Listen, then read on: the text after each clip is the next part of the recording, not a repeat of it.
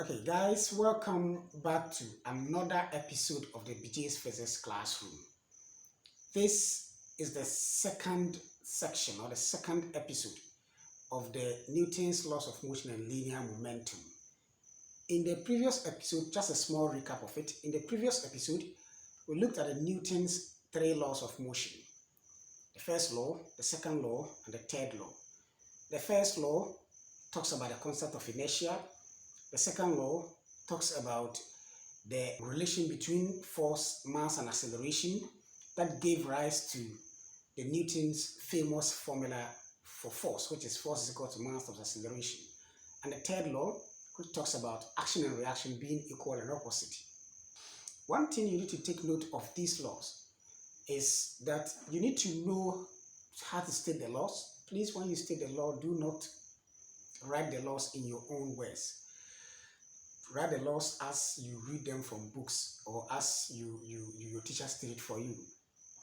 Secondly, you are supposed to know the applications or the examples of these laws as I enumerated. And then the next thing you're also supposed to know is the formulas or the equations that govern the second law and the third law, so that when you are asked to calculate for something using these laws, you wouldn't have problems. So in this second section of the Newton's laws of motion, we are basically going to look at momentum, the law of conservation of momentum, and its relation to the Newton's laws of motion. So stick and stay and watch the video. So we look at momentum.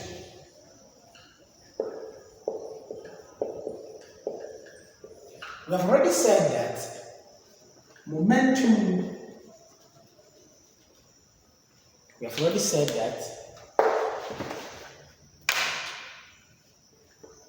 momentum is the product of mass and velocity of a body. So the unit for momentum is kilogram meter per second. This is the unit for momentum. Good. So when we say change in momentum, that will give us final momentum minus initial momentum. So what is final momentum? The mass times the final velocity. Those of you that have done linear motion, when we write V, it's a conventional symbol. V stands for final velocity, U stands for initial velocity. So mv minus mu, that is the change in momentum. And the change in momentum must take place in the direction of the force. So when the change in momentum takes place in the direction of the force, that is according to Newton's second law of motion, then the change becomes positive. The moment the change becomes negative, then it means that the change in momentum is in opposite direction to the force. Good. Now, let us look at this. Impulse. There's another term we need to look at. Impulse. Now, when we say impulse, we define impulse as the product of the force and the time taken for the force to act. The product of force and the time taken for the force to act. So the unit for impulse is Newton second. But you know that Newton is kilogram meter per second squared. So multiply by second. This is raised to the power 1, this is raised to the power minus 1. This one will take away one of these. That will give me kilogram meter per second. Look at the unit for impulse, kilogram meter per second. Look at the unit for momentum. It means that momentum and impulse have some things in common. And what they have in common is the change in momentum is equal to impulse.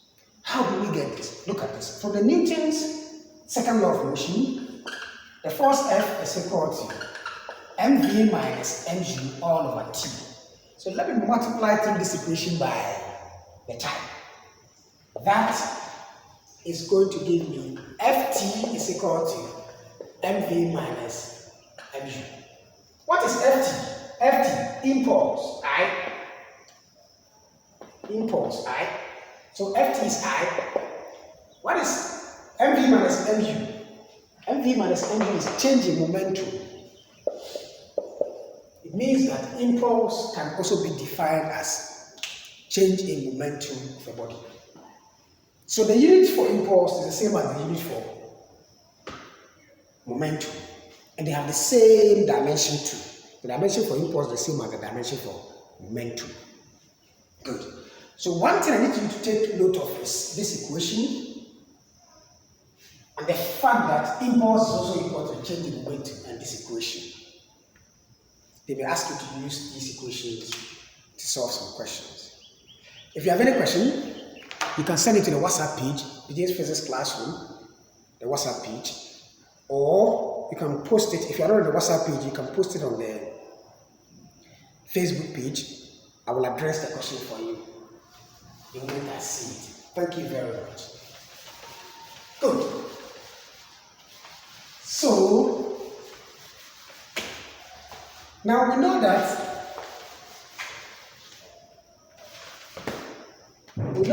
impulse is equal to change in momentum, mv minus mu.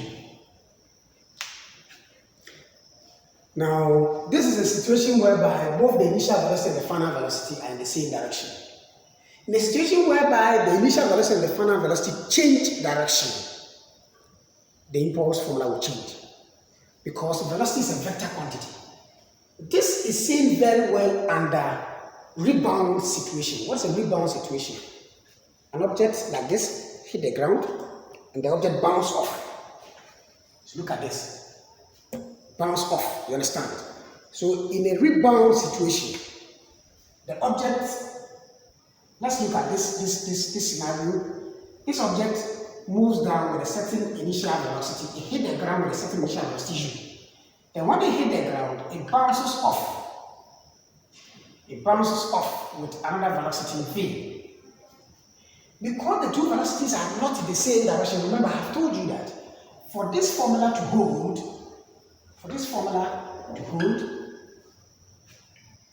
the final velocity and the initial velocity must be in the same direction. In a situation whereby the two of them are in opposite directions, the u becomes negative. One of them is made negative, usually the u. So it becomes I is equal to mv minus into bracket minus mu. Then the I becomes equal to mv plus mu. So in a nutshell, in simple terms, change the impulse in a rebound situation, or in a situation whereby the initial velocity and the final velocity are not in the same direction, what you do is add the two momentums, the initial and the final, to get an impulse. Take note of that, it will help you a lot. Good. So that is one thing you need to take note of. Okay. So we look at collision.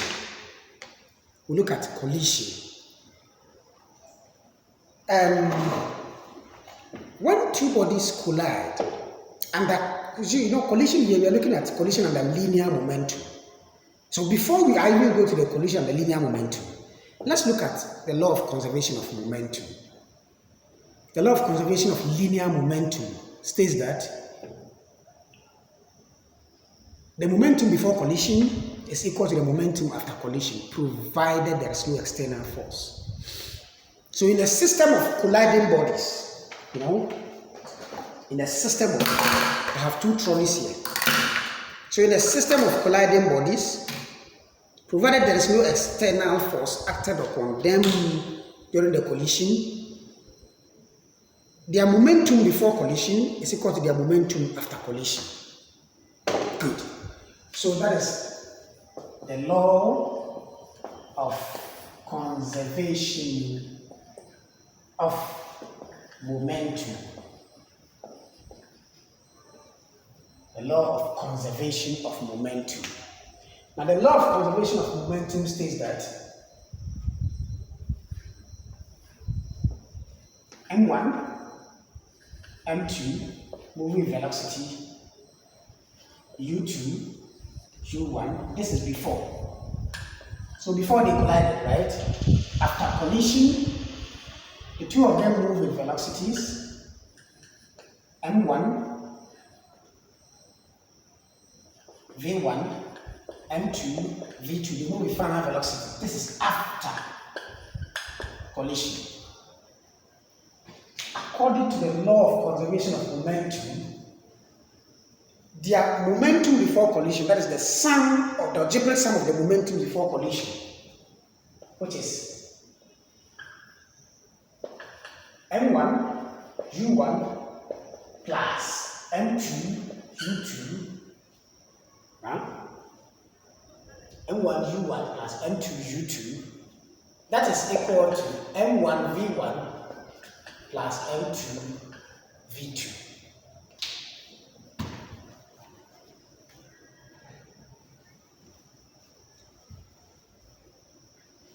So m1 u1 plus m2 u2, that is momentum before collision. That is equal to m1 v1 plus m2 v2, momentum after collision. Alright? Good. So this is the relation we get from the law of conservation of momentum. And momentum is always conserved in a system of linear collision. You know, at your level, you're only supposed to know linear momentum. We also have angular momentum and then some other stuff, but for this particular topic, we are going to be dealing with linear momentum. Good.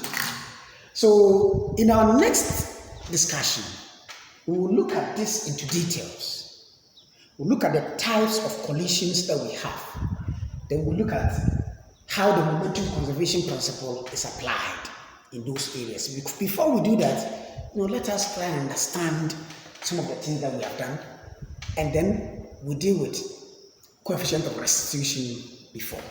So the coefficient of restitution and then the collision will be dealt with under the next video. So let's look at this example. Let's look at this example.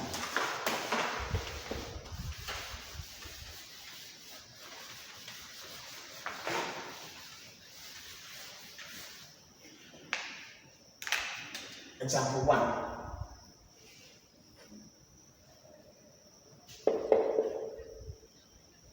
A gun of mass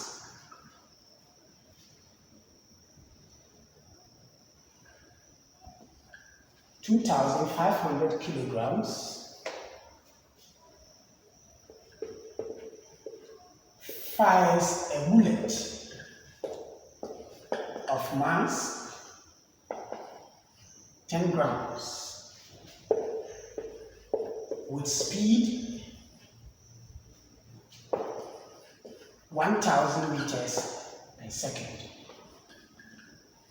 Okay, 1,000 meters is too much, 1,000 meters. And let me make it with speed 200 meters per second. Find the recoil velocity of the gun. This has been a past question before, but I didn't quote everything verbatim. I paraphrased it. So some of the values and the wordings have changed, alright? But the central idea is the same. The most important thing is the understanding. Good. So let's deal with this solution. Let's solve it. In the question, we have been given the mass of the gun. Let mg be the mass of the gun. That is 2,500 kilograms. Let the mass of the bullet be the mass of the bullet is 10 grams. It's 10 grams. So if I convert 10 grams to kilograms, that is going to give me 10 times 10 raised to the power minus 3 kilograms. And then, I divide by 1,000. So if I divide by 1,000, it will give me this one. Then the velocity of the bullet, that is 200 meters per second. Now we want the velocity of the gun. The velocity of the gun. There are two ways I can do this. I can use the momentum conservation principle to do it. I can use the Newton's second law to do it. Or I can use the application of the Newton's third law. The Newton's third law will make it easier for us. Alright? The Newton's third law will make it easier for us. So let me use the Newton's third law of motion. According to Newton's third law of motion, to every action there is equal but opposite reaction. So action and reaction are equal and opposite. What is the action? The momentum of the bullet, which is the mass of the bullet, times the velocity of the bullet. That's the momentum of the bullet. That is equal to the negative, because they are in opposite directions. That is equal to the negative of the mass of the gun and the velocity of the gun. What are we looking for? The velocity of the gun. So we say that Vg, which is the velocity of the gun, is equal to the mass of the bullet, 2,500 times the velocity, the mass of the bullet, the mass of the bullet is not 2,000, that's the mass of the gun. The mass of the bullet is 10 times 10 raised to the power minus 3 times 200 divided by 2500. Good. So when we simplify this, it will give us this times this. That is going to give me 2 times 10 raised to the power 3. 1, 2, 3 zeros. Times 10 raised to the power minus 3. This one. All over 2.5 times 10 raised to the power.